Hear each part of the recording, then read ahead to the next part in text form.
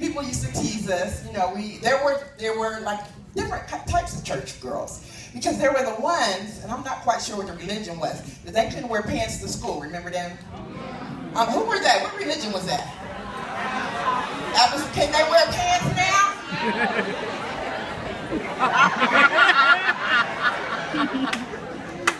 Then there were the Jehovah's Witnesses. Those girls, they didn't have Christmas or birthdays. And we really were troubled by that. And then there was us, the Baptist girls. You know who you are. And we had reputations, us and the PKs, preacher's kids. Y'all know about that too.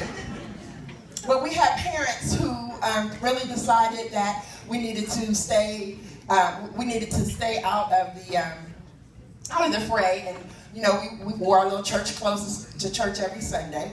And for me, my mom was a Christian. She was a mother of the church, and she dedicated her life to God and mine.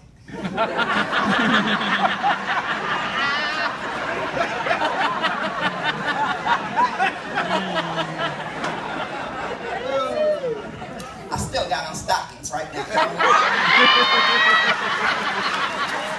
When it took to buy some coffee, I don't know what happened to the rest of the stockings. Ain't nothing left but nude and beige. I had to go far to get coffee, and then I had to get plus size at that. But anyway, you guys know I went to church every day. We went to church every single day. My mom was retired. She had nothing else to do, so some of you know the schedule. Monday, that was missionary meeting. Tuesday was choir practice. Wednesday was what? Thursday. Thursday was what? Prayer meeting at Refuge, prayer meeting. Refuge. Friday was the day for all those other things that they didn't have time for. Pastor's anniversary committee, building fund committee, the sick and the shut-in committee, all that. Saturday was for the young folks, and so we had choir practice, junior usher board, and for us, Guild Girls. Who was the Guild Girls? Yeah, that was the secret society right there. We had our purple capes, put them over there with white on the outside, couldn't tell us nothing. Then we would go to church on Sunday, 9 o'clock for us. It was 9 o'clock Sunday school, and then church at 11:30. We went to the smorgasbord. Remember the smorgasbord? Nothing like us. 3 o'clock. There was the program that they had every Sunday, and then 5 o'clock, who knows what happened at 5 o'clock? BTU. So yeah, I can see all the church folks here today. So it was my objective in life, my whole objective in life became how to get out of going to church. I tried everything. I joined the track team, science club, volunteered in the library, swim team. I started visiting the old people myself. But Mom, we're gonna go sing at the nursing home. Yeah, well you better be back by 6 o'clock because we gotta go to prayer meeting.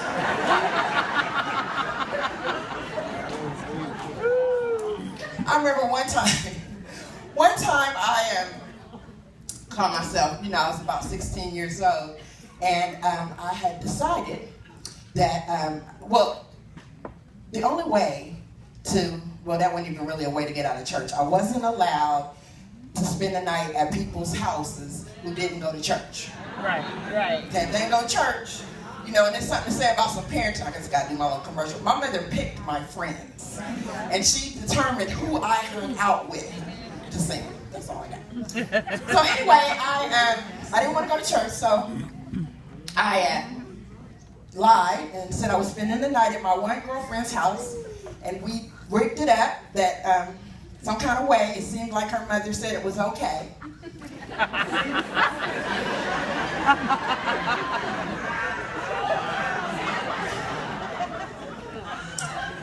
And I went out with my boyfriend. And we just had so much fun. And we went to Denny's, remember Denny's? So we went to Denny's, and we didn't do anything, but we were out all night, and it was a Saturday night, and so I had to go home eventually. So I tried to go home. My mom would leave for church at 8:30, so I tried to go home at 9 o'clock. And so I go sneaking in the door. And we didn't have a car, so you never know. But I sneak in the door, come in, turn around, and there stood my mother with the belt. And she commenced to whooping my behind. Don't stay out all night long. Who you think you eat? You ain't grown. But I'm in love.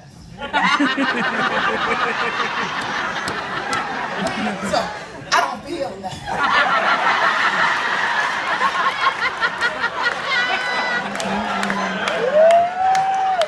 Matter of fact, I'm about sick of this whooping stuff. And I put my hand on my hip and I asked her, "Are you finished?"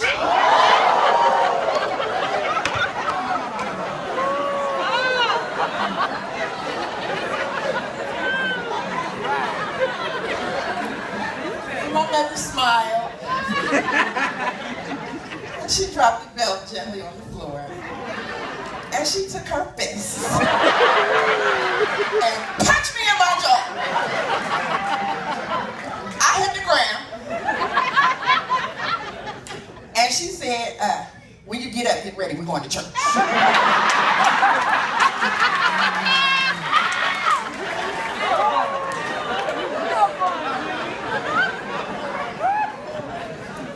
Don't mess with mom.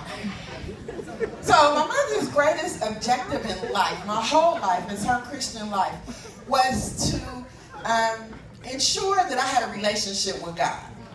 And everything that she did was to ensure that God and I had a relationship. And so she was always telling me, you need to talk to God. She was taking me to God's house. God was her friend. She was always telling me all that God had done for her.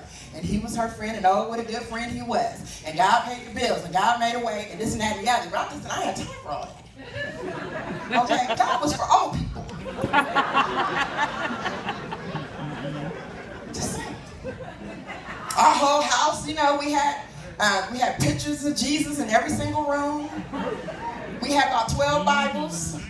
We had the Big Family Bible. Then we had the King, look at me, Saint, Lord have mercy.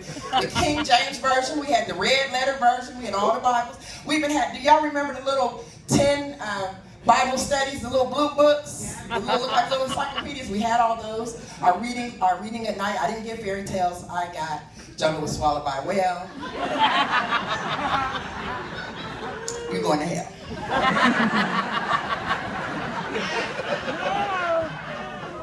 I was taught that you do not question God, that you don't argue with God, and especially in a thunderstorm, you sit down and shut up while God is working.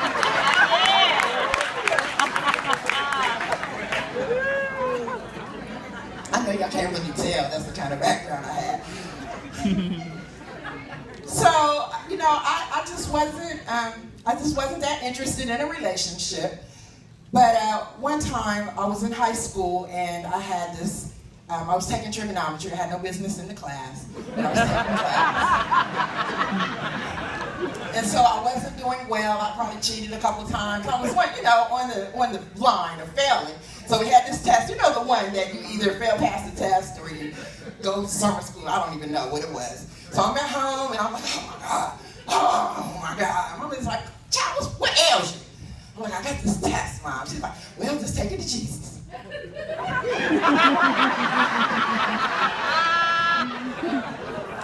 God will see you through.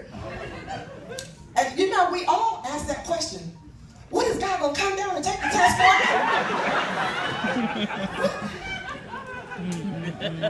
So I go and I take the test, or I go in the classroom and the teacher passes out the test and I look at it, it's 30 questions, and I can really identify about 3. I'm at the end of my rope. I don't want to go to summer school and I don't really want to fail. I don't know why I took this stupid class anyway. I think it was a boy in the class. I'm sure it was. It was probably an evening class. I'm just trying not to go to church. But anyway, so I looked at the test and I said, Lord, Mama said that you would help me. And I don't know how much you know about trigonometry, but if there is anything you can do, I just really appreciate it. So I opened my eyes, and Tess was still there, and there was still nothing happened, nothing miraculous. I didn't hear any voice from God, nothing. It was just a test.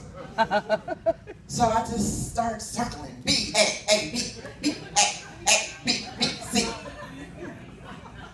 Turned the test in and walked out. I was first one done. Next day, the teacher came in and said, class, the test was a difficult test. Most of the class did not do well. There was one person who did a little better than everyone else. And so, and I just thought it was the Asian kid, because you know, they always do well.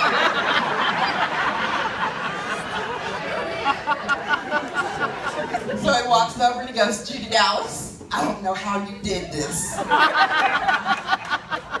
got like an 85. That was the beginning of the relationship with me and God.